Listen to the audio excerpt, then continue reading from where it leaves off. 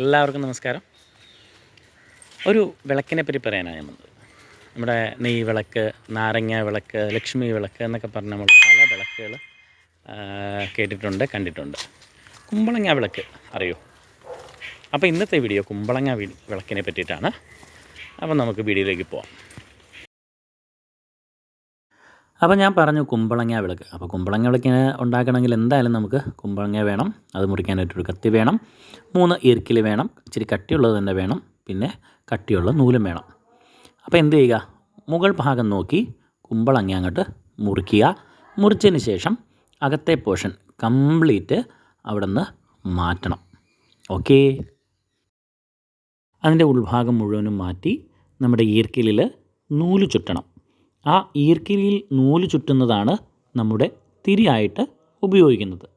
അപ്പോൾ ആദ്യം നമ്മൾ ചെയ്യുന്നത് ആ അകത്തുള്ള പോർഷൻസ് മുഴുവനും റിമൂവ് ചെയ്യുക എന്നുള്ളതാണ്.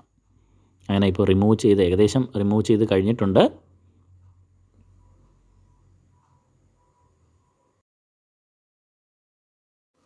അടുത്തത് ഈ വിളക്കിന് തിരി വേണം.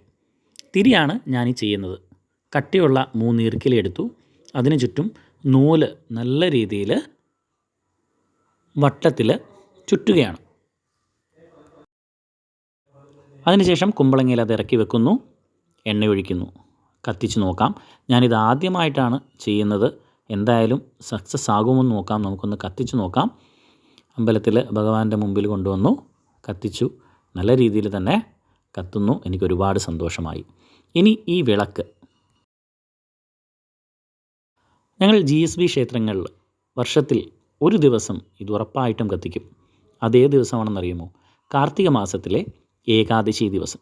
നമ്മുടെ എല്ലാ ദോഷങ്ങളും ഇതോടൊപ്പം മാറണം, വീട്ടിലെല്ലാവിധ ഐശ്വര്യങ്ങളും ഉണ്ടാവണം, ആ വിളക്ക് കത്തുന്നത് പോലെ നമ്മുടെ ജീവിതത്തിലും ഭഗവാന്റെ പ്രകാശം ഉണ്ടാവണം എന്നൊക്കെ ഒരുപാട് സങ്കല്പങ്ങൾ ഈ വിളക്കിന് പിന്നിലുണ്ട്.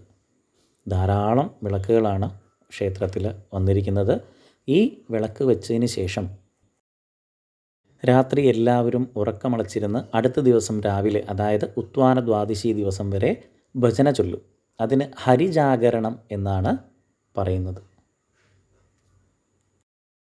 അവരുടെയും വിളക്ക് നല്ല വലുതായിട്ട് കത്തുന്നു, എൻ്റെ വിളക്ക് മാത്രം ചെറുതായിട്ട് കത്തുന്നു. അത് കണ്ടപ്പോൾ എനിക്ക് ഭയങ്കര സങ്കടമായിപ്പോയി.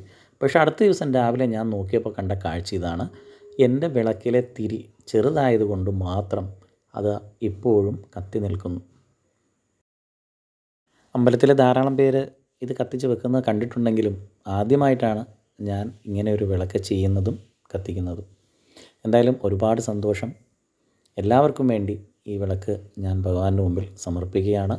എല്ലാവർക്കും നന്മകളുണ്ടാവട്ടെ. ലോകാ സമസ്ത സുഖിനോ ഭവന്തു.